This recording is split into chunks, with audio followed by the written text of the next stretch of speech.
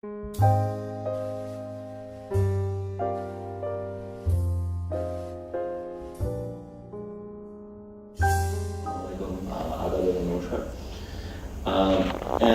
first, before giving you a welcome from me, I want to tell you a little bit about the organizers. I've had the pleasure of interacting with them for the past few months, and especially with Munir bhai, Foida Kadiran bhai, and their dedication is, to this conference is just remarkable. What we've done at Yale to welcome you all is just a tiny sliver of all the effort that we put in. Right? So thank you for coming. And let me also take a moment to thank the team at Yale, like Dr. Kasturi Gupta, who's the program director of South Asian Studies, carried there, who's in political science and an associate chair of the South Asian Studies Council, who also helped a lot. And of course, finally, and most importantly, all the participants who've traveled very long distances to be here. It's our honor to host you here. Bangladesh is important to Yale. It always has been, and it's become more important recently. And so it is our pleasure to be hosting everybody here and learning a lot, both from and about Bangladesh. There was a welcome from my colleague Anjani Jain. Unfortunately, he couldn't make it. So let me welcome you from a few different relevant constituencies at Yale. First, the School of Management. So this is the building that we're in. And just a couple of words about the School of Management. This is not an ordinary business school. We don't train as many, say, future investment bankers and highly paid professionals as, say, Harvard Business School or Wharton does. The school was founded with a mission to educate leaders for business and society, right? And the reason why they have a development economist like myself in a school of business is that many of our students go on to start entrepreneurial ventures in developing countries or manage nonprofits, the arts, etc. And so just one example, one of my former students, Eddie Bierno, who took classes with me here, as well as traveled to Bangladesh on a class that I teach, where I take students for a couple of weeks. So he's now moved back to Dhaka, and he started a very impressive venture, making nutritious food for children who are just past breastfeeding age. And so this is an American who grew up in the East Coast, right, who just packed everything up, moved, and he now has a karkhana just outside of Dhaka. And then for South Asian Studies, so I became the chair of South Asian Studies at Yale maybe 2 years ago, and we've it was very, very India-centric, as many South Asian Studies programs are around the country. And we've tried hard to make it truly about South Asia. Right? And hosting a conference such as this is an important part of our strategy. And another important part of the strategy, Kasturi just reminded me, is that we just became a member of the Association of, the American Association of Bangladesh Studies. We've been trying to promote more research, support more research on Bangladesh, but also Nepal, Pakistan, Sri Lanka, etc.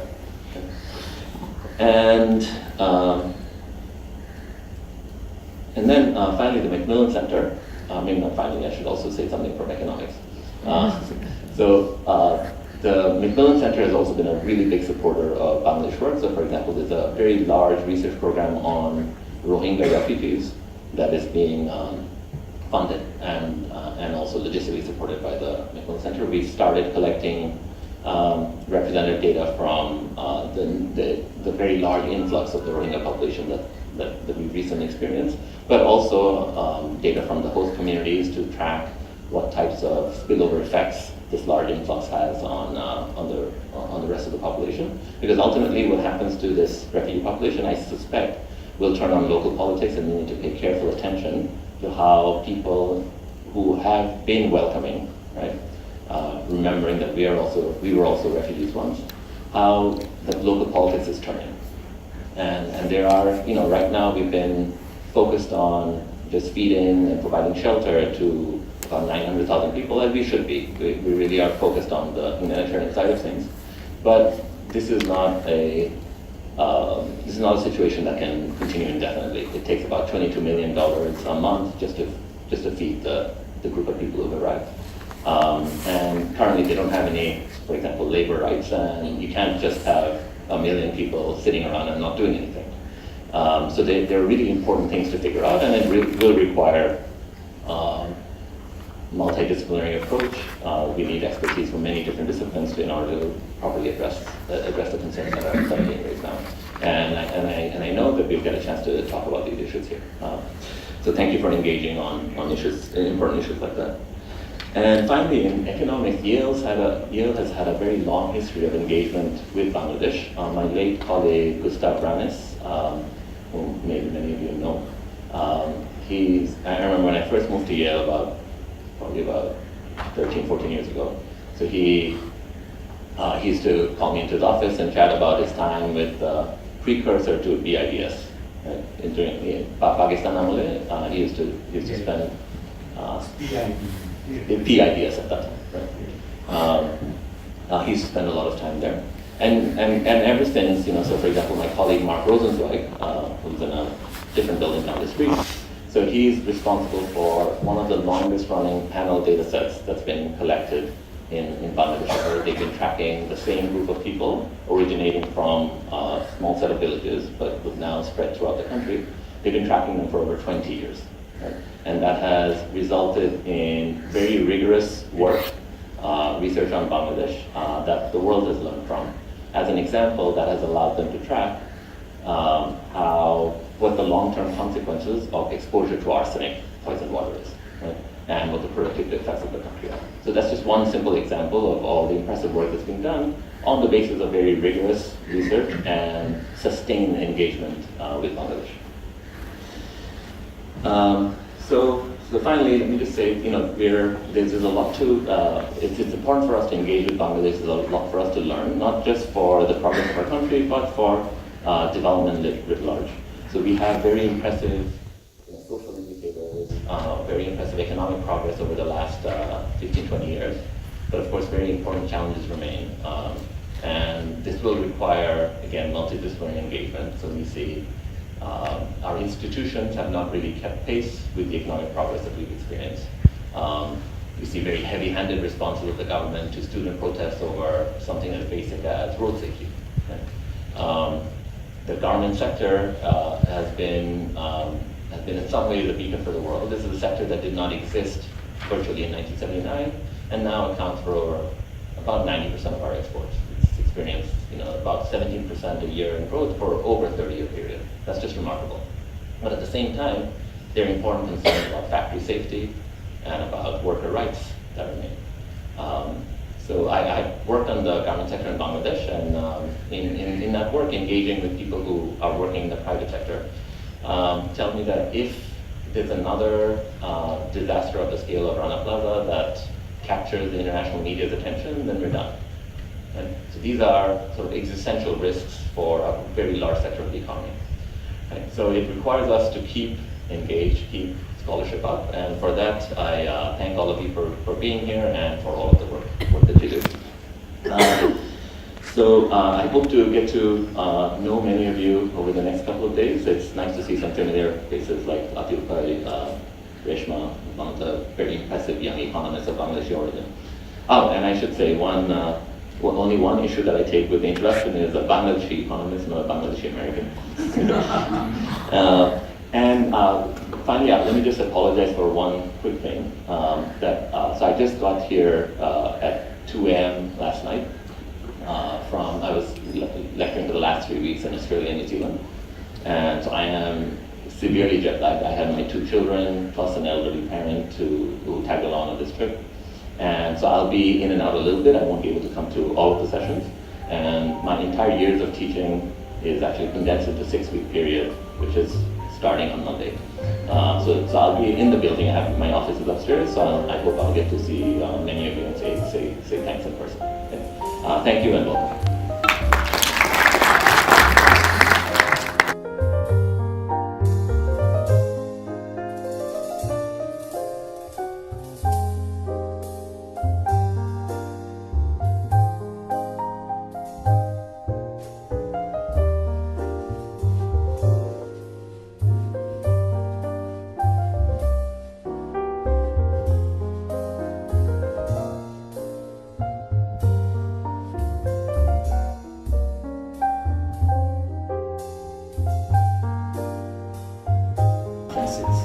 was asked this question yesterday by one of the journalists. I have two responses. First, we do these conferences because we care. We care for Bangladesh, we are interested in Bangladesh, and that's the same reason why all of you are here today, right? We love Bangladesh, and we want to see it succeed, even beyond what it has been able to achieve. We must have put in about 2,000 hours, the team, over the past 1 year in preparing for this conference. Everyone has a PhD, so even if you put $50 an hour, there's $100,000 worth of opportunity cost that has gone into a conference like this. But it is a labor of love. And each time we have a conference, we think about when we are going to have the next one. This one is 3 years after we had the previous one. But we do it nevertheless. The second reason we do these conferences is because we believe in the power of ideas. As the economists would know, John Maynard Keynes, the British economist, spoke about the power of ideas in his book, The Wealth of Nations. A general theory of employment, excuse me. And he said that ideas, good and bad, mold opinions, mold action, and they impact history. He said, quote, "Indeed, the world is ruled by little else than ideas."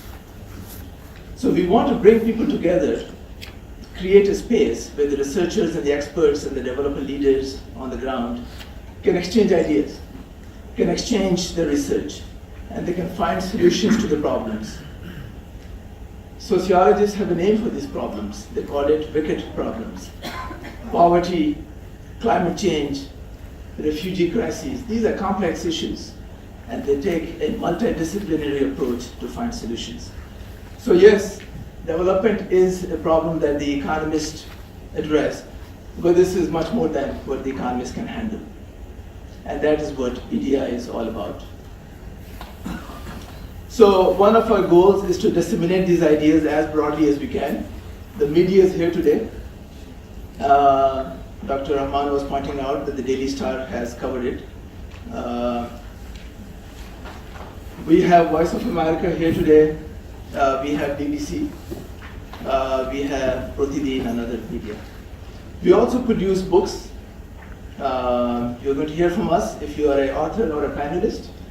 And we select some of the papers and bring out books. We brought 2 volumes from the 2015 conference at UC Berkeley. And of course, as I mentioned, we have the Journal of Bangladesh Studies. So, given that I have the podium, I'm going to say a few words about Bangladesh. A lot was said yesterday about how well Bangladesh has done and some of the challenges we face.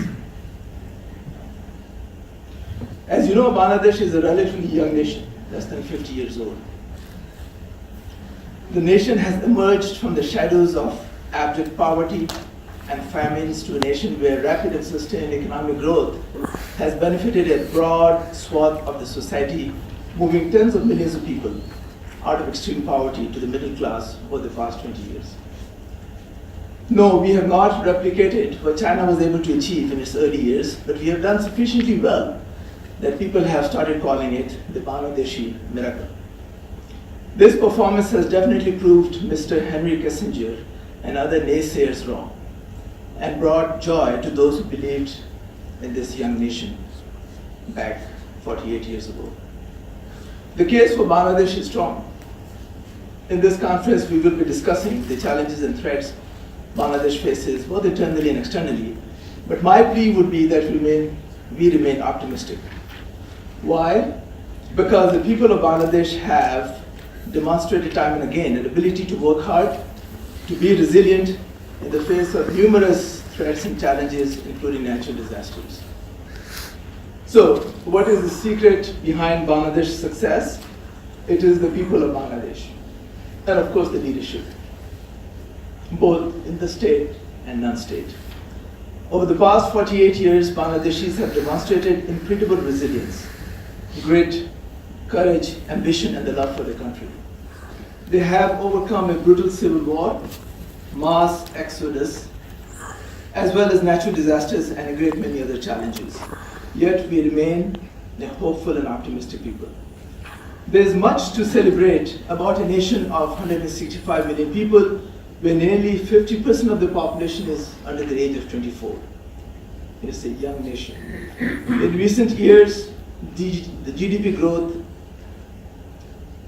has been as high as 7.9%, powered by the ready-made garment exports, which has reached almost $35 billion in annual exports.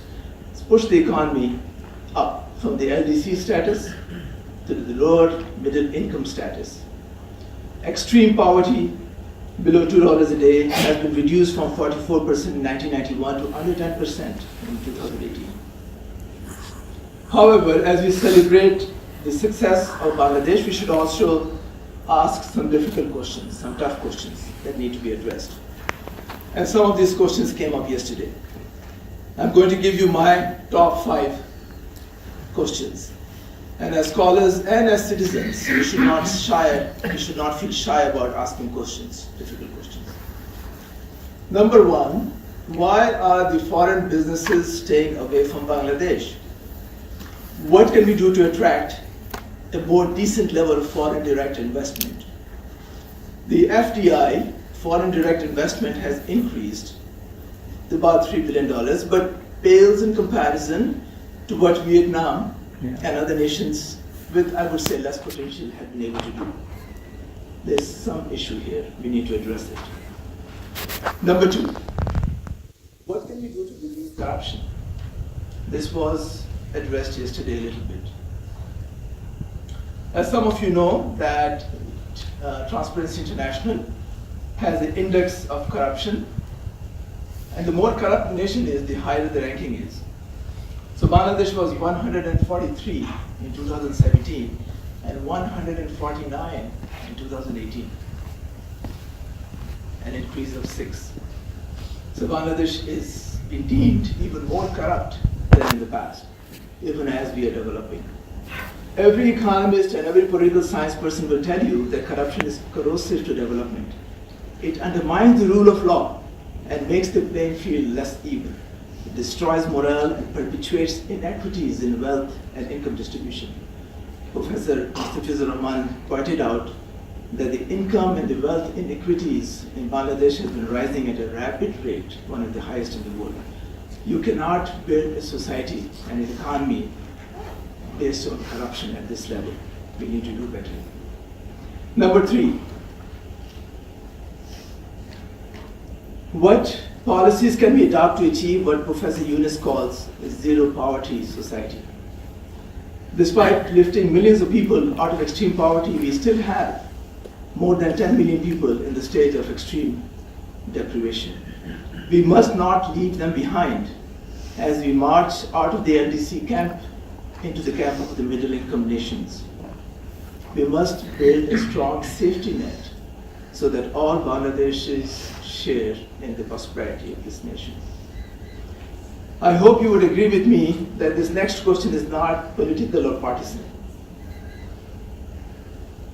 Why can't we build a democracy that is equal to our success in the economic arena? We are all justifiably proud of what we've been able to achieve on the economic arena. We should also be able to build a democracy that we are proud of. These two goals should not be mutually exclusive. You can find examples of both, where you have one and not the other. And Professor Rahman pointed out that you need good governance also. But democracy and economic success should not be mutually exclusive.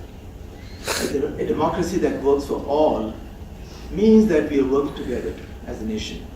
We are drawing upon a much bigger pool of talent, of leadership, governance, and administration, and we need that.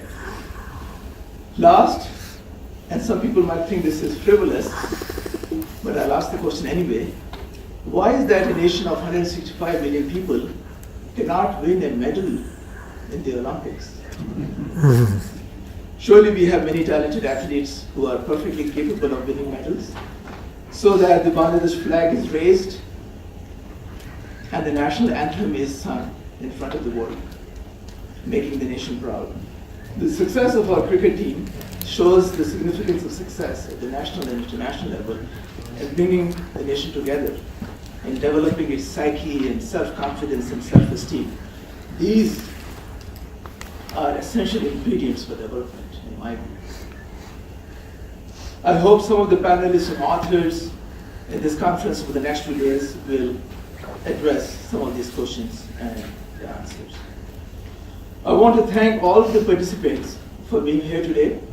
I want to thank our keynote speakers, Professor Jamilur Raza Chaudhary, recipient of the 2016 BDI Lifetime Achievement Award, who is going to be recognized and honored in the program this evening. Despite his best intentions, because of a knee injury, he was not being able to join us, but certainly he is with us in spirit. And we have a video presentation from him that we are going to share with you. Dr. Atiur Rahman, former governor of Bangladesh Bank, known for his leadership in the arena of inclusive banking. Barrister Sarah Hussain, widely respected as a lawyer and a human rights activist. Mr. Kori Raksham, a much admired young leader who is waging a war on poverty through education. And the formidable Mr. Iqbal Qadir of Grameen Phone and Bikash from Harvard.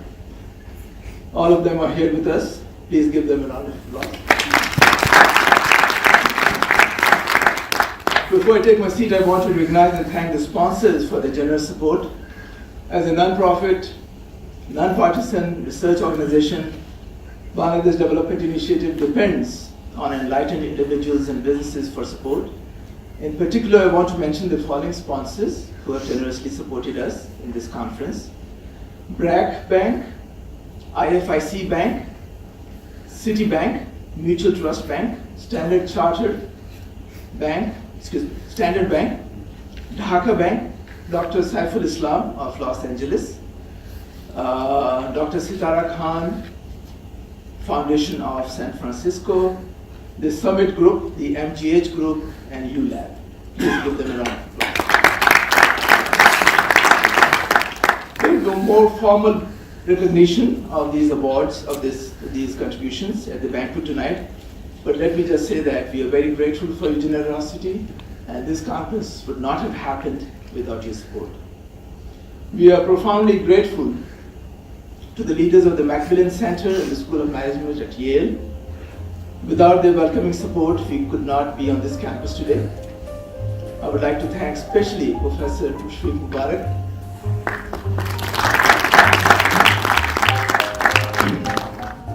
who has broken many glass ceilings here at Yale. I believe he is the first Bangladeshi American academic to become a full professor here at Yale.